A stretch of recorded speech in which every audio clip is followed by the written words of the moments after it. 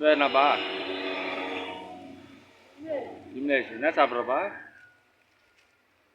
Biscuit. ஆச்சா? எத்தனை படிக்கிறா? எத்தனை படிக்கிறா? 6வது. கவர் கூட விட மாட்டான் போகுது. கவர் கூட காலி பண்ணுறான் போகுது. சரி பொறுமையாடா. விக்னேஷ் பொறுமையாக சாப்பிடுங்க.